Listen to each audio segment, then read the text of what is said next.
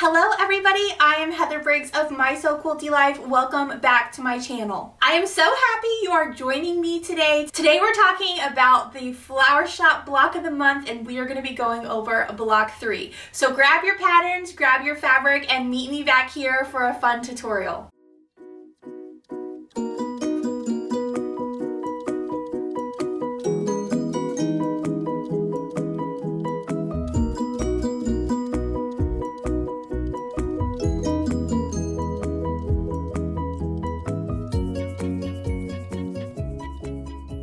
Before we get started, I thought it'd be so fun to show you the blocks that we made last month. Block 1 and Block 2 from month 1. So here is my Block 1 right here. Look how cute that is. I just love it. These little daisies are so darling. So this is Block 1 and here is my Block 2.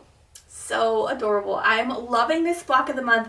I hope you are too. So if you haven't already, go ahead and grab your month 2 pattern, go ahead and get your fabric pieces cut out, and we're gonna go ahead and get started on the Block 3 tutorial. Okay, so I'm ready to get started, and as you can see, I already had cut out all my pieces on my design board and assembled some of the units. Now, I went ahead and assembled some of those units because most of these techniques that we're using, or most of the flowers and stems, we have already done in Block 1 and Block 2, so it is nothing new, just all those little corner squares that you get to do on each block. Now, I did go ahead and leave a buttercup flower unassembled and then the flower that is in the pot. Since we haven't made those yet, I wanted to walk through where to line up and give you some tips on making those. So are we ready to get started? I'm going to go ahead and put my design board to the side and my lonely little flower, and I am going to walk you through each of the steps even though I've already assembled them, and I will give you tips and tricks along the way if I have anything for you. So of course on step 1 it is draw a diagonal line on the back of fabric F in R, V, and I squares, and because you know I don't do that, I'm going to go ahead and move on to the second step. So for the second step you need your fabric U, which is this yellow rectangle, and you need 2 fabric R squares. All you're going to do is assemble the fabric R squares on the top corners right here and press towards fabric R. For fabric 2, you're just assembling these 2 fabric M rectangles to the side of that U unit, and you should have your flower top unit looking like this, and you will make 2 of those. You can see I've already made one and assembled it in this little buttercup flower here. Okay, so once you've done that, you can set those aside, and now we're going to move on to step 4. So for step 4, we need our fabric S rectangles, our fabric T, you should have 2 per flower, and then our fabric R squares. Now I've gone ahead and done most of these steps to make it a little easier on me, but I did want to walk you through everything that you do. Okay, so you should have a fabric S in your directions. It is on the left side of the diagram. So what you're going to do is you're going to assemble your fabric R squares to the bottom of your fabric S and then press according to the instructions. You will have 2 fabric T rectangles, and of course I have those upside down. There we go. Okay, you'll have 2 fabric T rectangles, and again, you're going to be assembling the fabric R squares. Now, you do have to pay close attention to the diagram because you have to assemble one side, then press, then assemble your other side. Now, you're not going to have a 1/4 inch seam right there. It is just going to be a tiny little bit of an overlap. Okay, so now for step 5, you're just assembling that fabric N square on the top of your T units. So you'll have one on this side and one on that side, making a LT unit and an RT unit. After that, for step 6, you're going to be assembling your S unit, your LT, and your right T. Then after you press, you're going to be assembling that flower top unit. Now I, again, have already gone ahead and done that, and some areas you need to pay close attention are right here and right here. When you assemble these 2 together, if you pressed according to the instructions, I did have you press in opposite directions so that you could nest those seams right there. So all I do is when I'm at my machine, I line those up, and of course in a perfect world you could align the edges up on both sides and you would be good to go. But what I like to do is I like to try to push that top piece till it is snug and it almost becomes locked inside that bottom piece. And this is called nesting your seams. So when I do assemble with my 1/4" seam, as you can see there, those should line up. So what I do when I get to my machine is I am more worried about where those meet. So what I do is I get them nested with my fingers, and then I will assemble maybe 4 stitches over that. Then after I've assembled those 4 stitches, I pop it open and look at it, because there's nothing worse than assembling a whole seam just to find out you are all crooked and have to unpick it. So I like to know with my 4 stitches, am I off and do I need to unpick 4 or unpick all of it? So after I assembled right there, I will then start back up here and go all the way down, assembling with my 1/4" seam. After you've done that, you're going to press towards the S unit and then again repeat on the left side with the LT unit.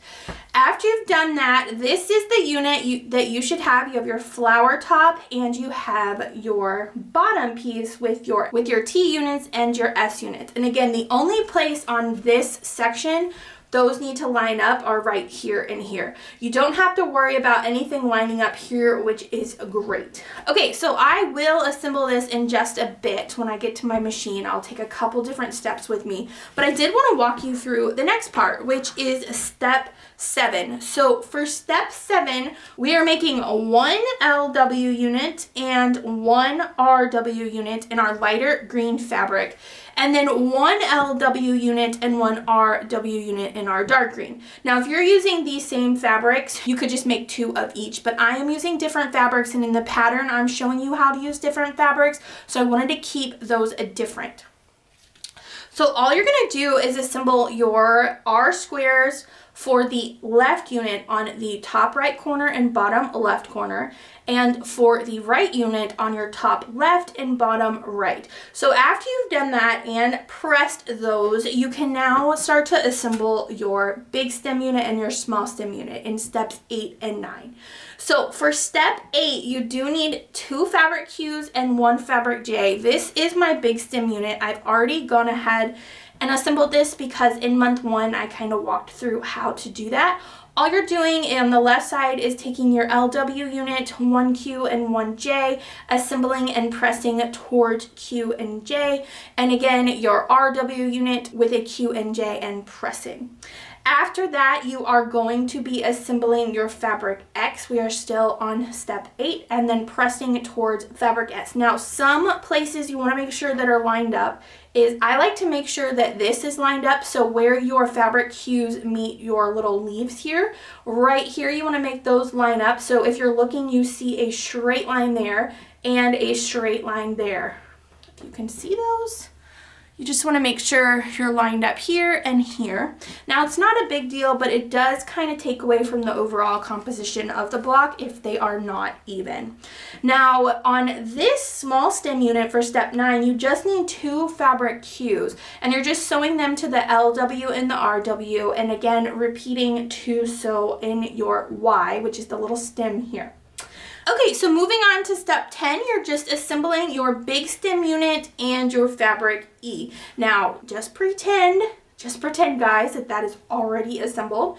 So you're gonna press, and where you need to line up is you wanna make sure that you are lined up in the center. So I wanted to show you here, right here. Now what I do is I make sure these are lined up perfectly. Now you're gonna have to remember that these are assembled, but what I like to do here is I like to pull that back 1/4 inch and kind of see where I am at. If I'm happy with it, again, I use that technique where I just put a couple stitches right there so then I can flip it over, then I can assemble the rest. So you want to make sure that you're lined up perfectly right there. That's a spot you want to make sure that you are aligned properly. So you're going to go ahead and do that for step 10, and similar for step 11, you just need fabric B rectangles and your small stem unit, and again, lining up that right there so they work perfectly.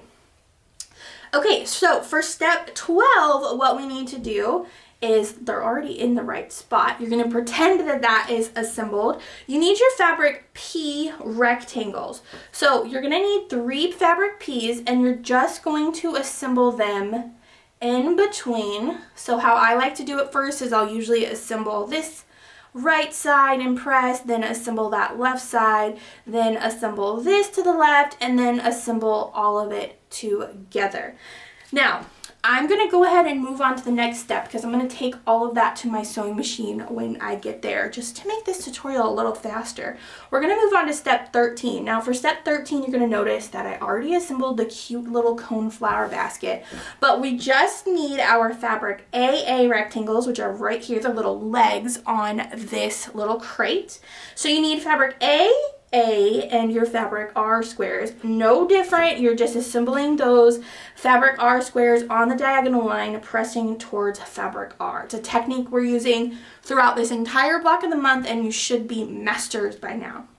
After that, we're going to assemble this bottom box leg unit, and we just need our fabric H, K squares, and our A units. You should have 2. You're going to assemble that across. Then you're going to take your cone flowers, either hand embroidered or your panel, and you're going to assemble your 2 fabric Bs, one to the top, one to the bottom. Those are these pieces here. You're going to press towards fabric BB, and then you're going to assemble your fabric Z rectangles to the sides of that. Then for step 16, you're putting it all together in this adorable little box unit you see here. Isn't it so cute? I just love it. Okay, so I'm going to set that aside because he is done there. Now we're going to go over our cute little pots. So you're going to go ahead and get fabric CC, which is this top pot here. You're going to assemble your 2 fabric R's to the bottom on your diagonal lines and press towards fabric R. And after that, for step 18, you're just going to assemble that cute little top to that pot. That is fabric DD. Now for step 19, you're doing the same thing, and this was part of block 2, so this shouldn't be new to you. You just need your fabric EE and FF and your 2 fabric N. So not fabric R on this one, these are bigger, these are fabric N. You're going to assemble on your diagonal line, press towards fabric N, and then also assemble your fabric FF to the top there.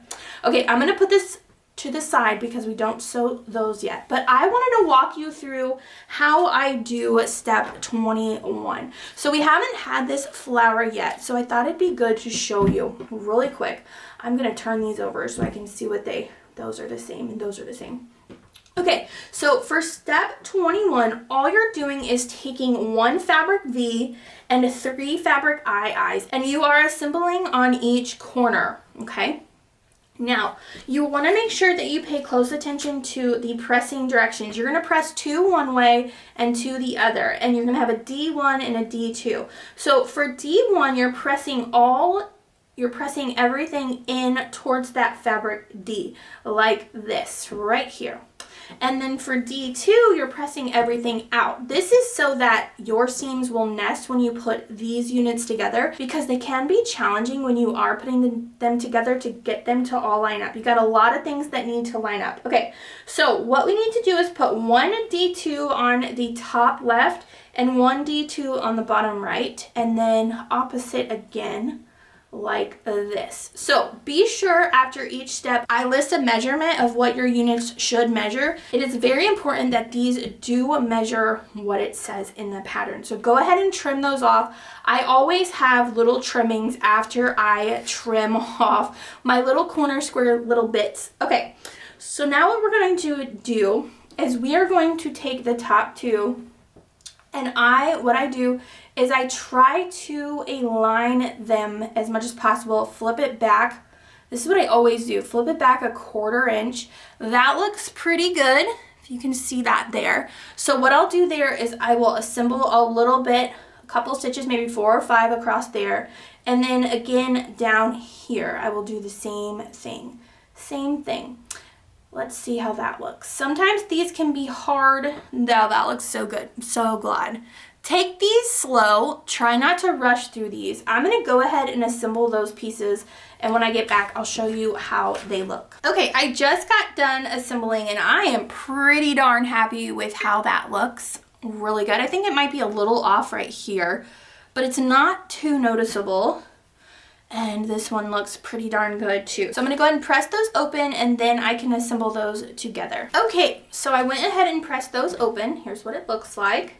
Okay, so now what we need to do is now we gotta align up 4 ways. Whereas before you were just aligning 2 different points, and now we have 4, and this is where it can get complicated. Not only do we have 4 places, 1, 2, 3, and 4, we also have to make sure that we align the middle seam there as well. So just take this slow. What I like to do is I like to do one side at a time. So I will nest those seams and I will take a peek. That looks pretty good. I'll go ahead and sew that there. Then I will align the center after I've assembled, and that's a little off, so I'll make sure when I get to my machine that I am centered there. I'll stitch there, and then I will align these and stitch, and I can already feel that mine are going to be a tad bit off, so I am going to have to be maneuvering at my machine. So I'm going to go ahead and assemble this and see what I get when I finish. Okay, moment of truth. Let's see how I did. Okay, so like that, that looks good. And that looks good. So we are good. We are good. Now I'm least worried about that middle seam in the yellow lining up. So if you struggle getting that, I'm least worried about that. I just want to make sure those points line up. So let me go ahead and press this open and we will move on to step 23. Okay, so I went ahead, pressed, and I trimmed up any excess that I had. So I'm going to set that aside.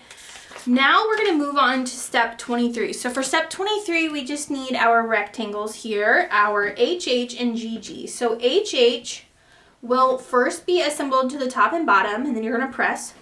Then you're going to assemble fabric GG to the sides and press. After that, you're going to go ahead and place your fabric F squares on those bottom corners, assemble on your diagonal line and press towards fabric F. After that, I'm just combining a lot of steps here, is you're gonna assemble your fabric JJ to the top and press, okay? I'm gonna set that aside because I'm gonna bring back this unit and show you what we're doing in step 26. So for step 26, you're assembling your small pot here with fabric I, and pressing towards fabric I. Then you're assembling that unit to this bigger pot unit right here. After you do that, you're going to assemble your fabric C and your fabric L, pressing towards fabric C and L, and then we have this finished top pot unit. Okay, so I've worked through all I can work through. I now got to get to my machine and assemble a few things here, and after I do that, I will meet you right back here and we will get this block put together. Okay, I just got done assembling this top piece up here with those fabric P rectangles. There's that. Okay, so and then I also got done with this big pot unit, and we have our top pot here. So I'm going to go ahead and move on to step 28. So for step 28, let me set this over here. We need our top pot unit, our big pot unit. We're assembling them just like this, and we need fabric G, and fabric G is the larger piece. It's going to go on the left side, and fabric O will go on the right side. Okay, so let me set this a little aside. Then you need your flower unit and your box unit, and you are going to assemble those two together. I probably should have put it like this because this is how the block is actually going to go. After I've done that, I'm going to assemble our left unit to our right unit, and then the block will be all done. So I'm going to go ahead and do that, and when I get back, I'll be able to show you my finished block 3. Okay, I'm all finished with block 3. Would you like to see it? Here it is. So here is my finished block 3. It went together so quickly, and I hope you enjoyed this new kind of style of tutorial where I'm kind of already halfway done with the block, so you don't have to sit through a very long tutorial, and you can just either listen along and sew along, or you can watch and sew later. So I hope you enjoy making this month 3 block, and I hope you're enjoying the Flower Shop block of the month. Now, there are 2 things we need to do. We need to attach our cute little block marker to our block so we can keep track of which block this is. So I'm just going to use a wonder clip and attach it up here to the top. makes it easy when I'm putting it together. And then the next thing we need to do is get out our progress tracker and go ahead and mark off that we finished block 3. I love this little progress tracker. It keeps me on track. Now, if you're new here and don't know what the Flower Shop Block of the Month is, it is a 6-month block of the month that started in November, and you are more than welcome to join in. You can go at your own pace or make a couple blocks to catch up. You can find more information about the Flower Stand Block of the Month on my website. If you go to mysoquiltylife.com and go to the fabric tab, it'll drop down and you will see Flower Shop Block of the Month. You can check out the shops that still have remaining kits, or you can grab the patterns from my website and use your stash, kind of like I'm doing here with the fabric that I am using. I hope you enjoyed this tutorial, and meet me back here for a tutorial of block 4. I hope you have a wonderful day. Bye guys!